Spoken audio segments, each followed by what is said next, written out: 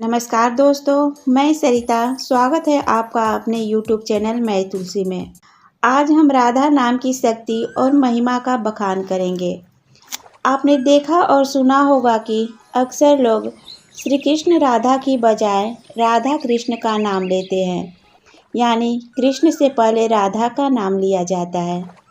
इसके पीछे एक बड़ा रहस्य छुपा हुआ है, जिसका जिक्र स्वयं भगवान श्री कृष्ण ने किया है।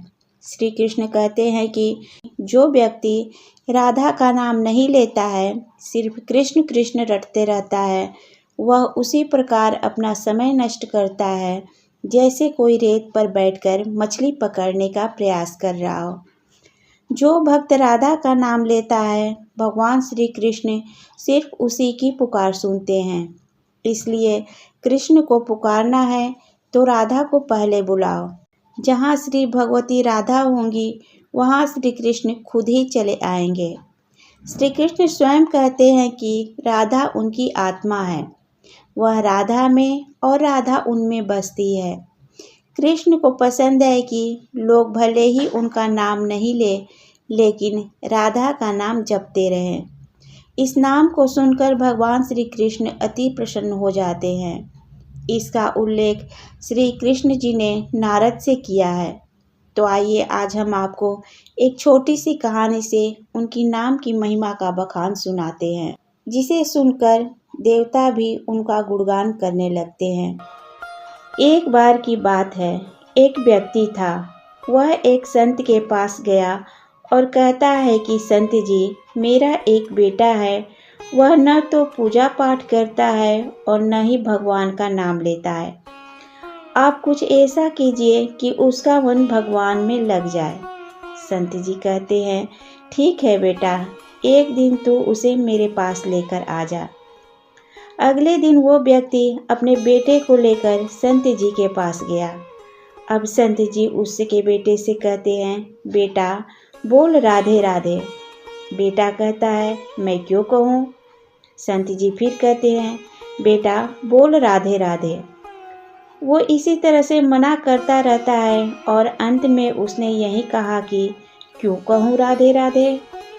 अब संत जी ने कहा, जब तुम मर जाओगे और यमराज के पास जाओगे, तब यमराज तुमसे पूछेंगे कि कभी भगवान का नाम लिया, कोई अच्छा काम किया।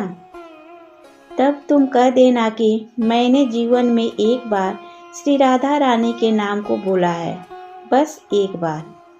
इतना बताकर वो चले गए। समय व्यतीत हुआ और एक दिन वह मर गया। यमराज के पास पहुंचा। यमराज ने पूछा, कभी कोई अच्छा काम किया है। उसने कहा, हाँ महाराज, मैंने जीवन में एक बार श्री राधा रानी के नाम को बोला है, आप इसकी महिमा बताइए।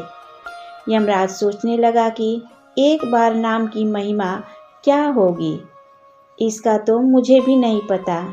यम बोले, चलो इंद्र के पास, वो ही बताएंगे। तो वो व्यक्ति बोला, मैं ऐसे नहीं जाऊंगा, पहले पालकी लेकर आओ, उसमें बैठकर जाऊंगा। यमराज ने सोचा, ये बड़ी मुसीबत है। फिर भी पालकी मंगवाई गई और उसे बिठाया। 4 कहार लग गए। वो बोला, यमराज जी, सबसे आगे वाले कहार को हटाकर उसकी जगह आप लग जाइए। यमराज जी ने ऐसा ही किया। फिर सब मिलकर इंद्र के पास पहुँचे और बोले कि एक बार श्री राधा रानी के नाम लेने की महिमा क्या है। इंद्र जी बोले, महिमा तो बहुत है, पर क्या है ये मुझे भी नहीं मालूम। बोले कि चलो ब्रह्मा जी को पता होगा, वे ही बताएंगे। वो व्यक्ति बोला, इंद्र जी, ऐसा है, दूसरे कहार को हटाकर आप यमराज जी के साथ मेरी पालकी उठाइए।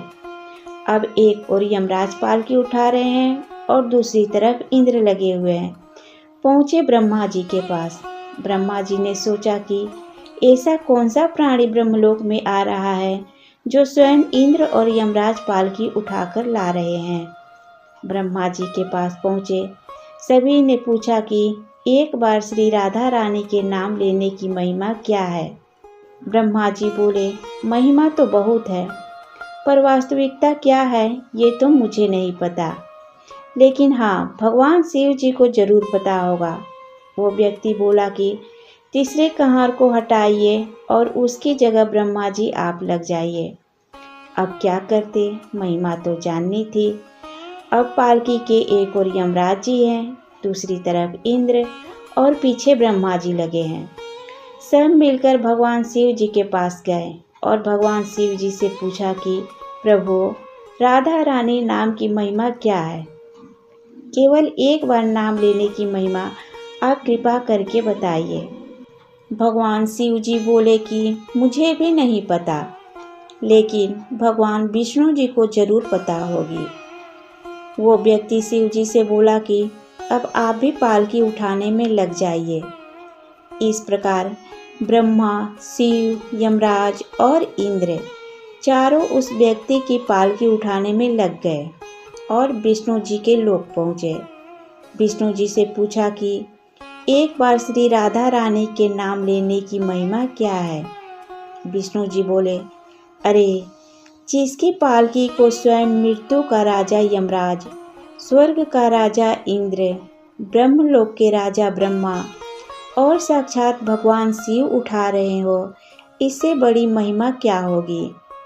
जब सिर्फ एक बार राधा रानी का नाम लेने के कारण आपने इसको पालकी में उठा ही लिया है, तो अब ये मेरी गोद में बैठने का अधिकारी हो गया है। भगवान श्री कृष्ण ने स्वयं कहा है कि जो लोग केवल रा बोलते हैं तो मैं सब काम छोड़कर खड़ा हो जाता हूँ, और जैसे ही कोई धा शब्द का उच्चारण करता है तो मैं उसकी ओर दौड़ लगाकर उसे अपनी गोद में भर लेता हूँ। तो दोस्तों, ये थी राधा रानी के नाम की महिमा। अगर जानकारी पसंद आई हो तो कमेंट बॉक्स में जय श्री राधे राधे अवश्य लिखें। वीडियो को लाइक करें और चैनल को सब्सक्राइब कर दें। धन्यवाद।